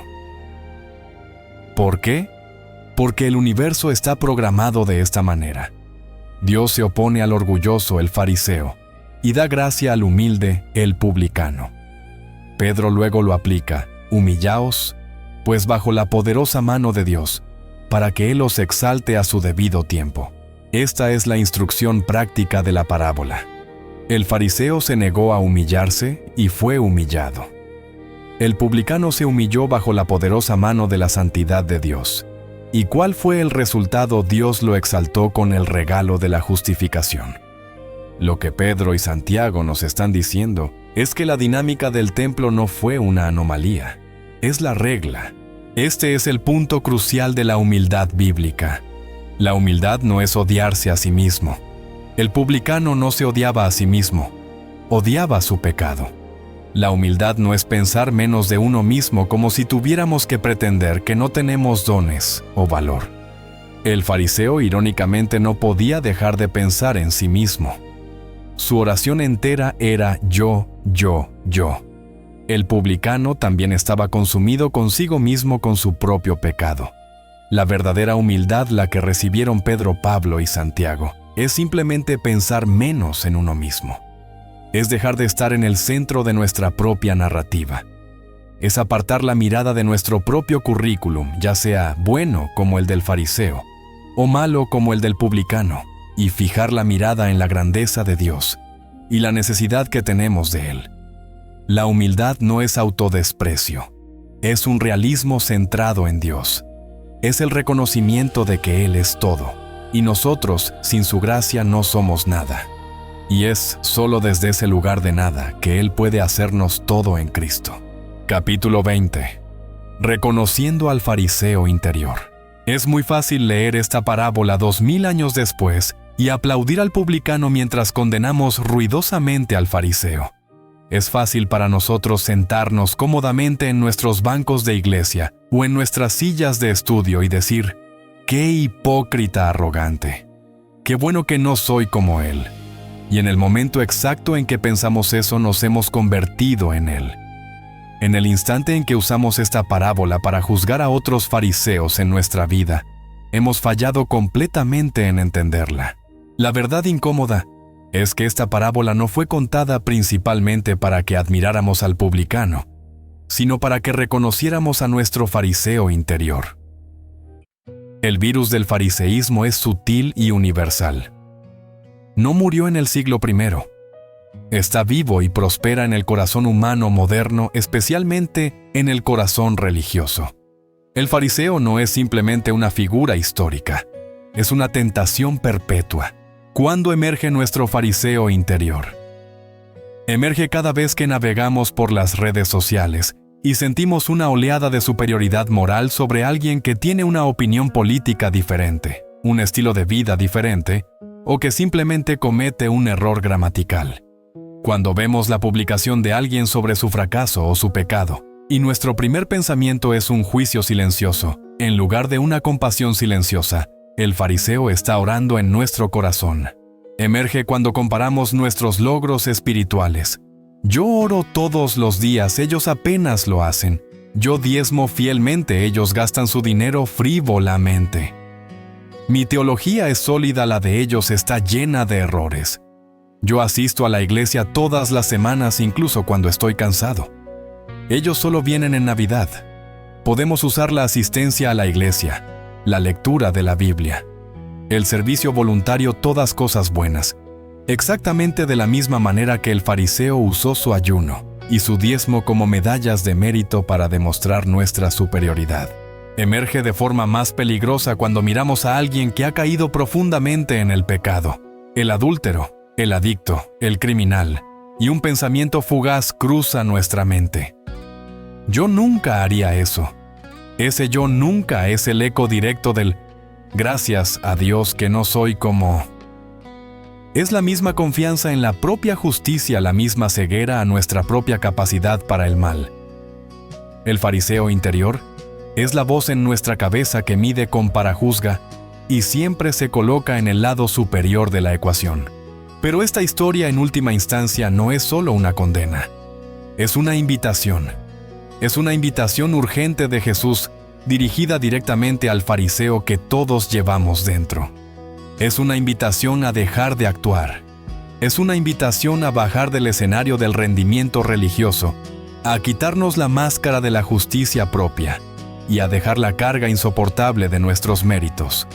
El fariseo estaba atrapado en una prisión de su propia creación, una cinta de correr interminable, donde siempre tenía que rendir más, ayunar, más diezmar, más para mantener su frágil sentido del yo. Era un sistema agotador. El Evangelio de Jesús le ofrece una salida. La invitación para el fariseo interior es esta: deja de intentar ganar un amor que ya se te ofrece gratuitamente. Deja de intentar impresionar a un Dios que ya lo sabe todo sobre ti y te ama de todos modos. Abandona tu currículum.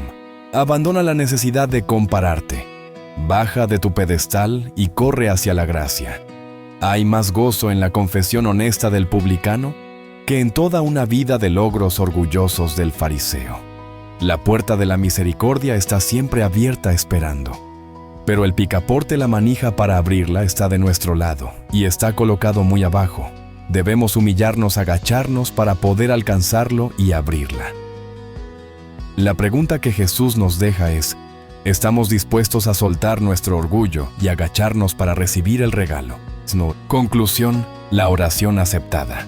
La historia del fariseo y el publicano resuena a través de los siglos, no como un simple cuento moral, sino como un recordatorio eterno y penetrante de la naturaleza misma de la oración. Nos enseña una verdad fundamental. La oración no es la presentación de nuestro currículum a Dios. No es una auditoría de nuestros logros morales, ni un informe de rendimiento de nuestra piedad. La oración en su esencia más pura es la presentación de nuestra necesidad desesperada de Él. Es la admisión de nuestra bancarrota espiritual, la confesión de que no tenemos nada que ofrecerle, excepto nuestra necesidad. El templo no es una sala de trofeos para los espiritualmente exitosos. Es un hospital de campaña para los espiritualmente quebrantados. Dios no está buscando personas suficientemente buenas. Ese es el estándar del mundo, el estándar del fariseo. El estándar de Dios es la perfección, un estándar que nadie puede alcanzar. Por lo tanto, Dios no busca a los suficientemente buenos. Busca a los sinceros. Buscan a aquellos que están dispuestos a dejar de fingir, a dejar de esconderse detrás de la fachada de sus logros religiosos o su moralidad cívica. Buscan a aquellos que están dispuestos a decir la verdad. El fariseo creía en su propia justicia.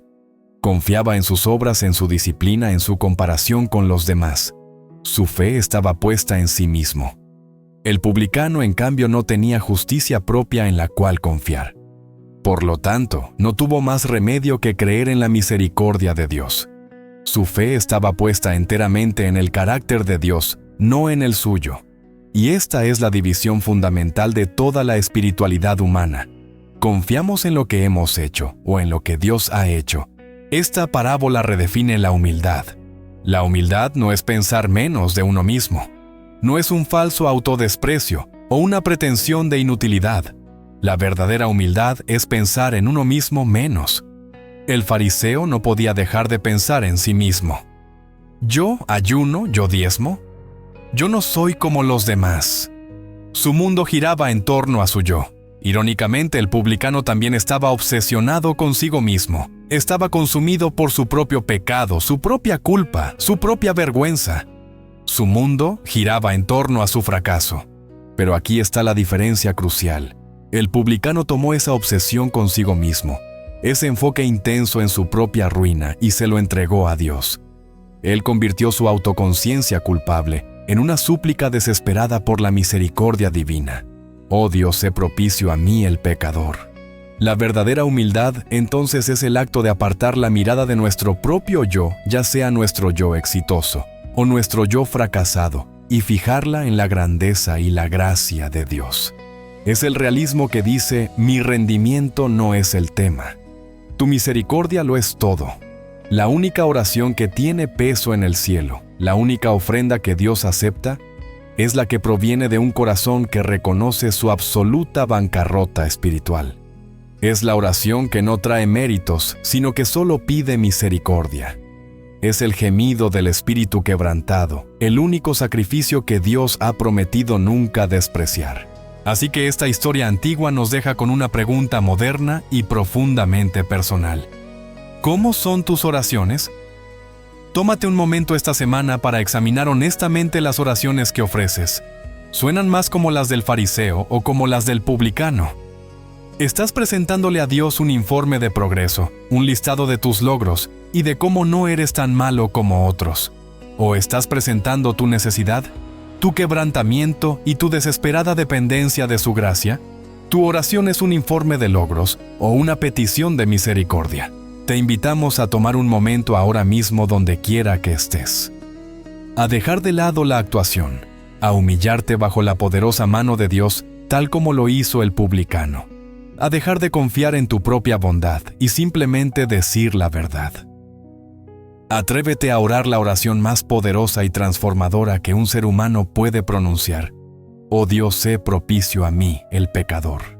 Si este mensaje de gracia radical y humildad liberadora ha tocado tu corazón, si estás cansado de la carga del rendimiento y anhelas la libertad que se encuentra solo en la misericordia de Dios, te invitamos a suscribirte a este canal. Estamos aquí para explorar juntos las verdades profundas y transformadoras de la Escritura. Y si conoces a alguien que esté luchando bajo el peso del perfeccionismo, o alguien que esté atrapado en la vergüenza de su pecado, comparte este video con ellos. Podría ser la llave que abra su prisión tal como lo fue para el publicano en el templo.